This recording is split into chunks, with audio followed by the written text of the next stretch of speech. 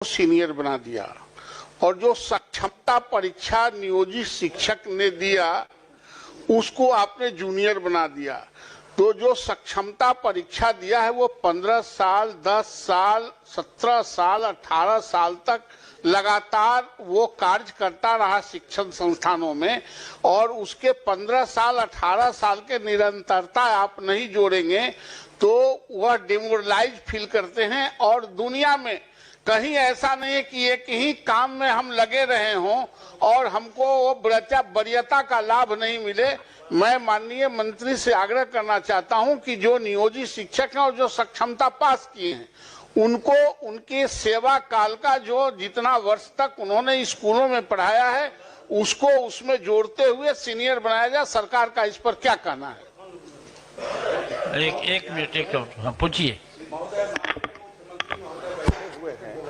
हम लोग सभी जानते हैं यहाँ तीन लोकतांत्रिक ढांचे में तीन तरह की सरकार है, केंद्र सरकार, राज्य सरकार और लोकल गवर्नमेंट, स्थानीय स्वशासन की सरकार। और उसके तहत माननीय मुख्यमंत्री जी ने उस समय नियोजन इकाई के द्वारा नियुक्ति करवाया। जो माननीय सदस्य का सवाल है वह इसलिए भी अनिवार्य है और अपरिहार्य है कि उन्हीं शिक्षकों के अनुभव के आधार पर सरकारी विद्यालयों में प्रधानाध्यापक के रूप में नियुक्ति की गई, प्रधान अध्यापक के रूप में नियुक्ति की गई, शिक्षण प्रशिक्षण महाविद्यालय में व्याख्याता के रूप में नियुक्ति की गई। उसमें आप उनका अनुभव मान रहे हैं। राज्य सेवा संवर्ग के भी कोई अगर भारतीय प्रशासनिक सेवा में जाते हैं तो वो सरकार स्टेट टू सेंटर होता है, सेंटर टू सेंटर होता है, तो लोकल गवर्नमेंट टू स्टेट क्यों नहीं हो सकता है? इतने दिन की सेवा, वो भी नियमित सेवा।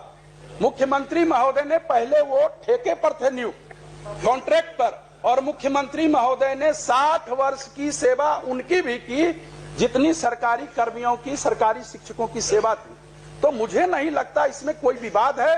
विभाग द्वारा यह विवाद जरूर पैदा किया जा रहा है, शिक्षकों में असंतोष बनाया जा रहा है, पठन पाठन का कार्य प्रभावित हो रहा है। इसीलिए इसमें मंत्री महोदय आप एक बार समीक्षा करें और सरकार के संवैधानिक स्वरूप को देखते हुए जो माननीय सदस्य का प्रश्न है उसके अनुरूप उनको यह हकदारी मिलनी चाहिए। माननीय सभापति महोदय, जहाँ तक शिक्षकों के वेलफेयर का प्रश्न है या फिर शिक्षा जगत में जितनी सुधार हुए हैं, अगर उसमें डिटेल में जाएंगे समय लगेगा, लेकिन ये कहना कि शिक्षकों के विरुद्ध है सरकार या उनका ख्याल नहीं रख रही है सही नहीं है। लेकिन जो कॉन्स्टिट्यूशनल पोजीशन है, हम निश्चित रूप से आपके प्रस्ताव पर विचार करेंगे, लेकिन जो कॉन्स्टिट्यूशनल पोजीशन है वो भी माननीय सदस्य जान जाएं। स्थानीय निकाय शिक्षकों की नियमावली भारत के संविधान के अनुच्छेद 243(6) के तहत अधिसूचित की गई है, जो राजकर्मी श्रेणी के तहत नहीं होते हैं। तो ये कॉन्स्टिट्यूशनल पोजीशन है, लीगल पोजीशन है। उसके बावजूद भी मैंने कहा कि हम उस पर विचार करेंगे, लेकिन जहाँ तक लीगल पोजीशन है, कॉन्स्टिट्यूशनल पोजीशन की बात है, सरकार उस पर सही है और जो हमारा विभाग है वो भी सही है। किसी को तंग तबाह करने के ख्याल से इस तरह की कोई मंशा नहीं है। हम लोगों ने तो जहाँ तक हो सका है शिक्षकों के हित में सारी कार्रवाइयाँ की हैं। अभी आप देख ही रहे हैं जो नियुक्तियाँ हों या उनके अन्य जो भी उनके हित के कार्य थे, 2 लाख करीब 50,000 से ज्यादा जो शिक्षक थे वो तो पास कर चुके हैं सक्षमता परीक्षा में और वो राजकर्मी का दर्जा पा रहे हैं। महोदय हम भटक गए। मैं यह संजीव जी ने भी कहा कि आपने हेडमास्टर बनाया तो उसकी वरीयता को काउंट किया कि नहीं? आप बीपीएससी में सरकार ने एक योजना लाई कि नियोजित शिक्षकों को हम परमानेंट करके राज्यकर्मी का दर्जा देना चाहते हैं। आप दिए, वो परीक्षा दिया, लेकिन उसका पोंछ काट देने का आपने तो नहीं कहा था कि आपको जो पोंछ लगा हुआ है 18 साल का, 20 साल का, वो हम काट देंगे। और सरकार नियुक्त की थी, चाहे वो जिला परिषद का हो या कॉरपोरेशन में हो, जहां कहीं भी जहां कहीं भी नियुक्ति हुई है महोदय वो सरकार के आदेश पर हुआ है। 60 साल तक आपने उसको रखने का वादा किया इसी सदन में। हम सिर्फ यह चाहते हैं कि जो 18 साल 20 साल से काम कर रहे हैं उनकी सेवा निरंतरता उसमें जुटनी चाहिए।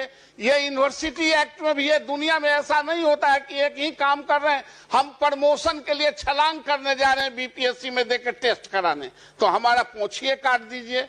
इसलिए महोदय मैं पुनः यह कहता हूं कि उनकी जो सेवा निरंतरता है उसमें जोड़ी जाए।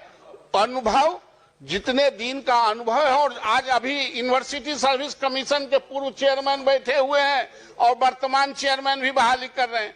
आप दूसरे कॉलेजों को, एफिलिएटेड कॉलेजों के 10 साल और 5 साल का आप काम करने का अनुभव जोड़ रहे हैं कि नहीं? आप उस पर आप अंक दे रहे हैं कि नहीं? ये दुनिया में ऐसा ही चलता है। एक अलग रूप से इसको प्रताड़ित करने के दृष्टिकोण से जो जूनियर आज बहाली हुआ है उसके कलेजा पर, आप सीनियर के कलेजा पर बैठा देंगे तो शिक्षण संस्थानों में इसका असर पड़ता है।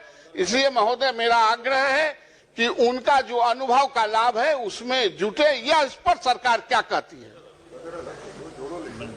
सभापति महोदय, प्रताड़ना की तो बात मेरे समझ के परे है और शायद इस सदन के समझ के भी परे है। शिक्षकों को जहां तक सुविधा दी जा रही है, एक चीज माननीय सदस्य भी बताना चाहेंगे, चूंकि उन्होंने लीगल प्रोविजन की बात की, हमने भी किया, तो क्या जो सक्षमता पास करने के पहले जब वो जो शिक्षक थे जिसे नगर निकायों ने या पंचायती राज व्यवस्था के अधीन उन्हें नियुक्ति दी गई, उन्हें टेम्परेरी स्तर पर या कॉन्ट्रैक्चुअल पर, तो वो हकदार नहीं थे न्यू पेंशन पॉलिसी के उस वक्त जब आप वहाँ पर जब आपकी नियुक्ति थी या आपको जब पंचायती राज व्यवस्था के तहत आपको शिक्षक के रूप में रखा गया, तो उस वक्त आप तो न्यू पॉलिसी स्कीम के, एनपीएस के तहत पेंशन स्कीम के हकदार नहीं थे। हकदार अब आप हुए हैं अब से, जबकि आप राज्यकर्मी का दर्जा पा लिए हैं तब। तो इसलिए प्रताड़ना की कहाँ से बात हो रही है? वो तो उनके सुविधा के लिए हम लोग ने सक्षमता परीक्षा की और उसको हम लोगों ने राजकर्मी का दर्जा दिया। माननीय मुख्यमंत्री जी ने बिल्कुल उनके तरफ संवेदनशील रुख अपनाया है। जहाँ तक ये प्रश्न है, उन्होंने कहा कि सेवा जो उन्होंने दी है राज्य को और अपने अपने संस्थाओं में, उस पर हम विचार जरूर कर लेंगे, लेकिन कानूनन रूप से इसकी बाध्यता नहीं है, लेकिन फिर भी हम संवेदनशील होकर उस पर पुनः विचार करेंगे। धन्यवाद। ठीक। माननीय सदस्य डॉक्टर समीर कुमार सिंह और श्री मोहम्मद सोहेब।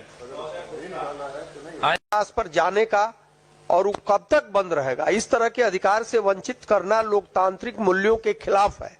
और उस जिला शिक्षा पदाधिकारी और वो कार्यालय केवल वेतन रोकने के पीछे अनुशासन नहीं है, कुछ और भी बातें हैं, उसकी जांच होनी चाहिए और जिला शिक्षा पदाधिकारी के कार्यालय से उन पर और उनके अन्य जो कर्मचारी हैं उन पर कार्रवाई होनी चाहिए, उनको दंडित किया जाना चाहिए। उनको रोकने का किसने अधिकार दे दिया कि किसी तरह का आंदोलन राज्य में नहीं होगा और शिक्षक अपनी मांगों के लिए आंदोलन नहीं करेगा? ये तो हमारे लोकतांत्रिक तरीके हैं।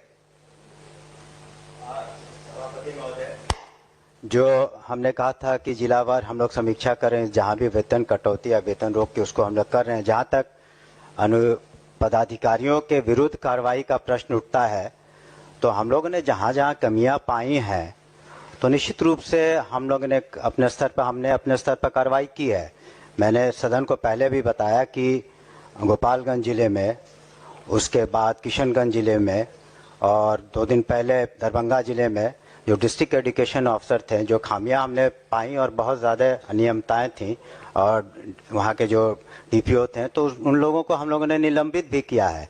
तो जहाँ इस तरह की कमियां उजागर होंगी कि जहाँ मेंस्ट्रिया इन्वॉल्व है, कि जहाँ पर जानबूझ करके या इस तरह की गलतियां हैं, तो हम लोग जिलावार समीक्षा कर रहे हैं। माननीय सदस्य को मैं कहना चाहूँगा कि इस जिले की भी जब हम लोग समीक्षा कर लेंगे और हर जिले में जहां शिक्षकों की गलतियां नहीं है उसको निश्चित रूप से उसका हम लोग सुधार कर लेंगे। मैंने पूर्व में भी कहा। माननीय